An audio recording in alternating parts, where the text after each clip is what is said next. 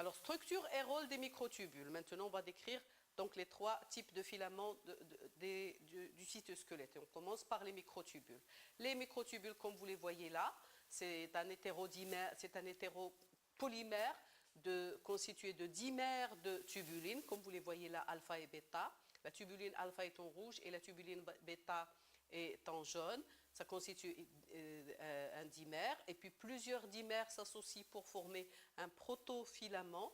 Et 13 protofilaments constituent la paroi du microtubule. Alors, les microtubules isolés en protofilaments, donc l'unité de base, c'est le dimère de tubuline alpha et bêta que vous voyez en rouge et en vert, et puis qui polymérisent, les dimères polymérisent en protofilaments, filament simple, avec la GTP qui devient GDP, donc qui apporte l'énergie à chaque fois pour permettre l'association des dimères. La tubuline alpha est toujours sous forme de GTP et la tubuline bêta est toujours sous forme de GTP ou GDP s'il est associé. Alors, toujours, vous avez la même orientation, ce qui fait que l'extrémité négative, c'est alpha et l'extrémité positive, c'est bêta, qui permet donc d'accrocher d'autres dimères.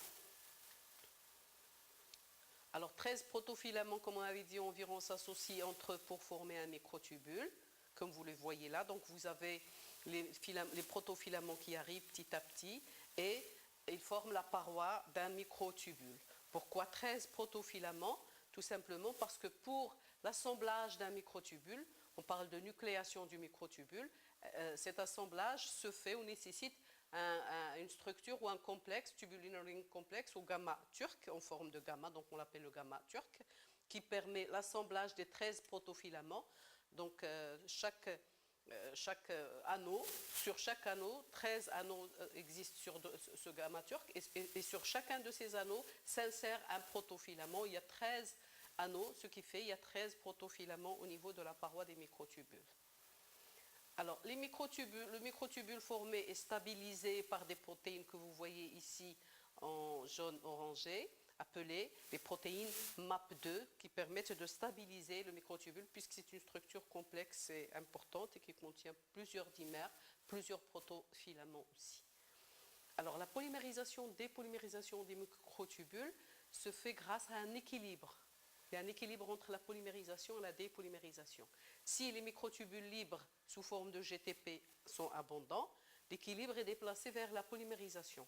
Alors s'il y a une diminution des microtubules libres, l'équilibre est déplacé vers la dépolymérisation. Si la dépolymérisation devient trop rapide à l'extrémité positive, par exemple, et trop lente au niveau de l'extrémité négative, vous avez le microtubule qui va s'effondrer en catastrophe. On parle de phénomène de catastrophe. Cause de la dépolymérisation catastrophe des microtubules, et il y a différentes causes. Par exemple, la diminution des GTP tubulines libres dans le milieu, la disparition des MAP2 qui stabilisent le microtubule, des tensions cellulaires et des îlots de GTP qui existent dans le microtubule qui ne sont pas dégradés en GTP, qui restent et lorsqu'ils se dégradent, ils font effondrer le microtubule. Alors ici, vous avez sur la gauche un microtubule stabilisé par les protéines MAP2 et à droite, vous avez un microtubule en dépolymérisation catastrophe parce que les MAP sont partis.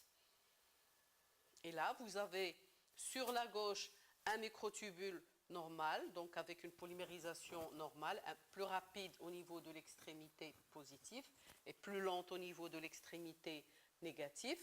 Et alors ici, sur la gauche, vous avez une dépolymérisation trop rapide, ce qui entraîne une décroissance très rapide, ce qui entraîne la dépolymérisation catastrophe du microtubule. Les moteurs moléculaires des microtubules. Alors, ce sont des complexes de protéines qui transforment l'énergie chimique ou ATP en énergie mécanique, ce qui permet le déplacement au sein de la cellule ou le déplacement de la cellule ou des contractions ou des tensions cellulaires.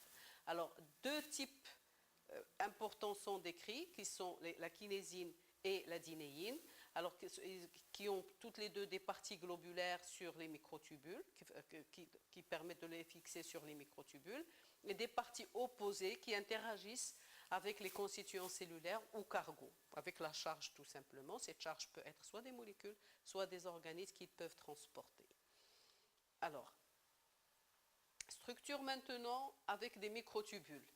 Alors vous avez plusieurs structures cellulaires sont constituées grâce à des microtubules. Vous avez les cils, ou l'axonème du cil qui est constitué de microtubules. Le flagelle aussi a un axonème à base de microtubules. Le centriole est constitué par des microtubules, 9 triplés de microtubules. Le centrosome est constitué par 2 centrioles orthogonaux. Chacun des centrioles est constitué par 9 triplés de microtubules. L'astère au fuseau mitotique est également constitué par, c'est un centrosome, si vous voulez, avec 2 centrioles perpendiculaires et qui contient en plus des protéines qui lui permettent de constituer un astère.